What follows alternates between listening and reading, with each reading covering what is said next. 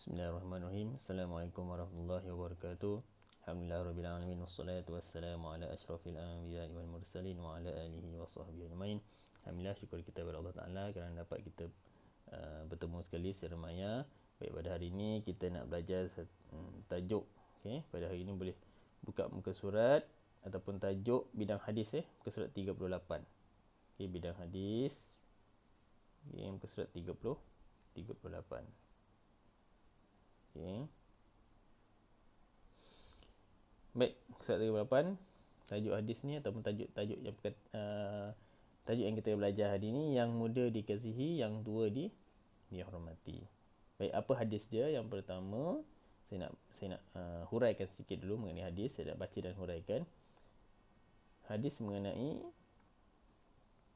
Rasulullah SAW amat menyukai orang yang menghormati orang tua. Sabda baginda sallallahu alaihi wasallam, an Ibn Abbas qala Rasulullah sallallahu alaihi wasallam, laisa minna man lam yarham saghirana wa yuakkir kabirana. Maksudnya daripada Ibnu Abbas berkata, Rasulullah sallallahu alaihi wasallam bersabda, bukan daripada golongan kami orang yang tidak mengasihi orang yang lebih muda dan tidak memuliakan orang yang lebih tua. Baik. Hadis ini lebih mengatakan mengenai cara kita nak menghormati. Bagaimana Rasulullah SAW sangat menyukai orang yang mengasihi orang yang muda. Kita, contoh, okay, kamu muda kan? Kamu muda, tapi kamu kena kasihlah adik-adik kamu. Muda kan? Orang yang lagi muda. Contoh macam saya dah, mungkin umur dah 30-an dan sebagainya. Saya kasih kamu dan sebagainya. Kan, orang yang muda pada saya. Tapi orang yang atas pada saya, yang tua pada saya hormati, memuliakan mereka. Maknanya kita sentiasa menghormati, memuliakan orang yang lebih tua dan orang yang lebih muda. Kan? Tidak menyebabkan mereka tidak kewajaran dan sebagainya lah terhadap mereka. Bukanlah kita maksudnya kita kena jagalah kita punya adab dan perangai kita sama ada dengan orang yang lebih tua atau orang yang lebih muda. Baik, apakah pengertian daripada kepentingan hadis ini, Ustaz? Dia tanya dalam tu kan. Okay, hadis ini semua adalah perkara yang disandarkan kepada Nabi Muhammad SAW. Ini masuk hadis, sama ada daripada segi perkataan, perbuatan, pengakuan atau sifat baginda. Ini masuk hadis. Maknanya hadis, segala apa yang disandarkan kepada Nabi SAW tu hadis. Nabi buat, Nabi makan, cara Nabi makan, cara Nabi solat, cara Nabi tidur dan sebagainya, semua itu hadis. Semua itu berkaitan dengan hadis dan kita kena ikut. Mungkin benda tu sunat, tapi kita ni ikut lah. Baik, seterusnya, hadis ini penting kerana hadis ini sumber hukum yang kedua selepas Al-Quran. Maknanya lepas Al-Quran, hadislah sumber kita untuk menjalankan, untuk menentukan hukum sesuatu. Hadis ini berfungsi untuk menjelaskan hukum secara terperinci. Baik. Boleh tengok muka surat 40 dan 41 tu, tengok bagaimana satu ringkasan cerita. Dia lebih pada gambaran dan cerita mengenai bagaimana hubungan atau bagaimana cara kita interaksi dengan orang lebih tua, bagaimana kita interaksi orang yang lebih muda. Tengok, kalau kita boleh tengok gambaran tu, tengok berbicara dengan nada yang mesra. Kan? Kita berbicara dengan nada yang mesra. Saya macam Ustaz bicara dengan nada yang mesra untuk kamu faham. Kan? Kalau Ustaz marah hari semua, tak faham pula. Ataupun kamu pun rasa macam ni, takut dan sebagainya kan. Jadi kita berbicara dengan nada yang mesra. Mungkin ada masa Ustaz marah, Ustaz tegas dengan suara kalau dekat kelas kan. Sebab nak bagi kita perhatian. Ada masa Ustaz lembut dan sebagainya. Baik. Seterusnya, mewujudkan hubungan yang baik dengan orang muda. Kamu contohnya kan, dengan adik-adik kamu, wujudkan hubungan yang baik, bukan asyik bergaduh je kan. Mungkin adik usik sikit, kamu pun pergi tampar dia dan sebagainya kan. Tak elok lah. Tengoklah siasat dulu apa perkara yang dibuat kan. Jadi menyebabkan wujudkan hubungan yang baik antara orang yang lebih muda. Seterusnya, menasihati dengan kata-kata yang baik, sama ada tua atau muda sama tu. Kita nasihat perkara-perkara yang baik dan dengan cara yang baik. Okey. Contohnya, kita nak minta adik kita ataupun abang kakak kita, jom kita solat sekali. Janganlah kita marah kan. Janganlah kita ambil rotan dan sebagainya. Kita ajak dia solat, insya-Allah dengan nada yang lembut, dia akan dengar kita punya arahan, kita punya permintaan. Seterusnya apa lagi ni? Memanggil dengan panggilan yang terhormat. Okey, memanggil dengan panggilan yang terhormat. Ni terutamanya orang yang lebih tua lah. Kita okey.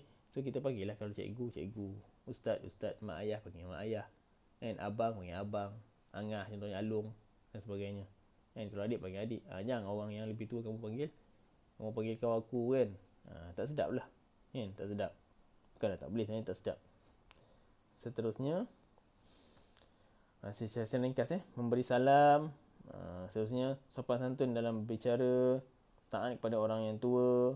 Depan orang tua tundukkan sikit kan, kalau kita berjalan depan orang tua tundukkan sikit perjalanan kita punya badan tu, melihat mereka dengan penuh kasih sayang. Itu namanya orang yang tua pada orang muda kan.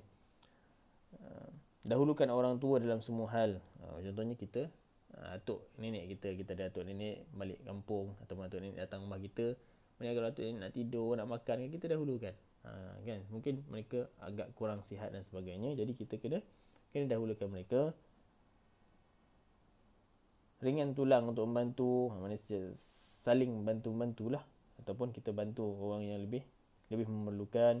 Bersikap lemah lembut, menunjuk contoh teladan yang baik.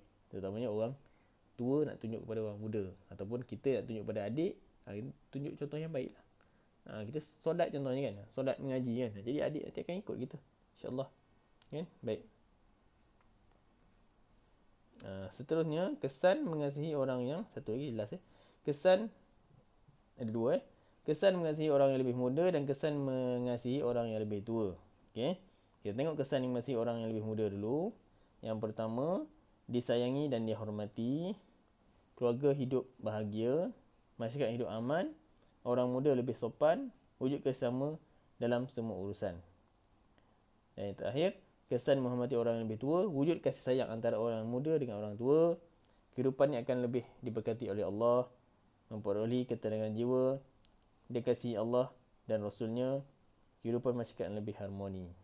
So, baik, kesimpulan daripada apa yang kita belajar, hadis yang kita belajar ni, bagaimana cara kita nak menghormati orang yang lebih tua, mengasihi orang yang lebih muda. Jadi bila sentiasa kasih mengasihi antara satu sama lain, akan mewujudkan satu suasana persekitaran yang sangat-sangat baik. Bayangkan kalau kita balik kampung kan, contohlah kan, yang sekarang ni COVID, mungkin ada yang tak dapat balik kampung dan sebagainya. Jadi kita bayangkan lah, kita dapat balik kampung, raya dan sebagainya.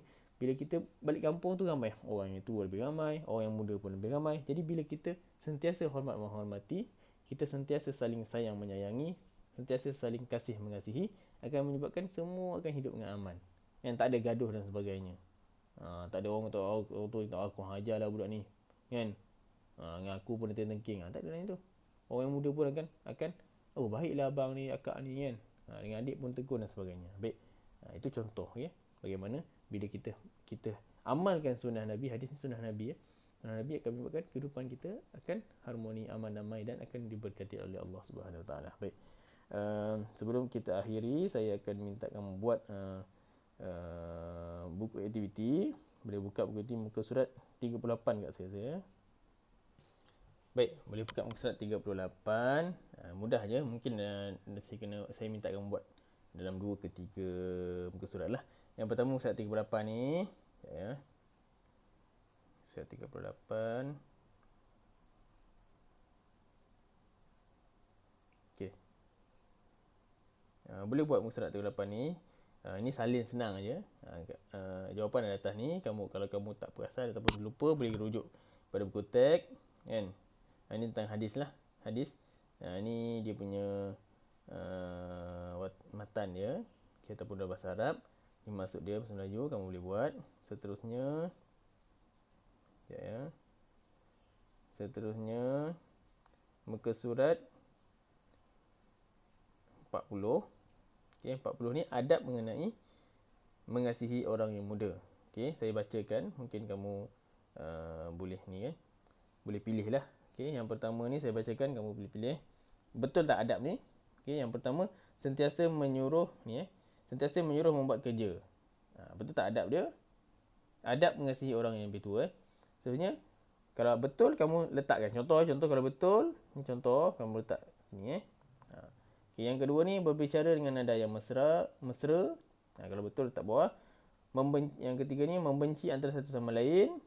Yang seterusnya menasihati dengan kata-kata yang baik, tunjuk contoh teladan yang baik, bercakap dengan bahasa kasar, bermasam muka dan menyombong, mewujudkan hubungan yang baik, melihat mereka dengan penuh kasih sayang. Saya dah bacakan. So kamu, kalau betul kamu boleh masukkan bawah ni. Kalau tak perasan ke apa, boleh ulang balik video ni ataupun kamu boleh tengok buku teks lah. Okey, seterusnya yang bawah pula. Okey. Cara pula atau adab menghormati orang lebih tua. Okey. Berdasarkan gambar ni. Okey. Berdasarkan gambar ni, so kamu kena masukkan masukkan apa yang gambar ni cakap lah. Gambar ni menunjukkan apa kan. So kamu kena masukkan. Okey, saya bacakan, kamu boleh masukkan mana tu. Okey, yang pertama bercakap dengan sopan santun. Masukkan gambar. Contoh kalau sini, contoh lah kat sini kan. So kamu masukkan ni kat sini. Masuk kat sini lah jawapan ni. Okey. Baik, saya bacakan, kamu boleh terus masukkan. Yang kedua, memberi salam. Yang ketiga, bersikap lemah lembut. Yang keempat, memanggil dengan panggilan yang terhormat. Yang kelima, meringan tulang untuk membantu. Dan yang terakhir, meminta nasihat dan bimbingan. So kamu boleh masukkan mana yang berkaitan dengan gambar. Okey, baik. Itu saja.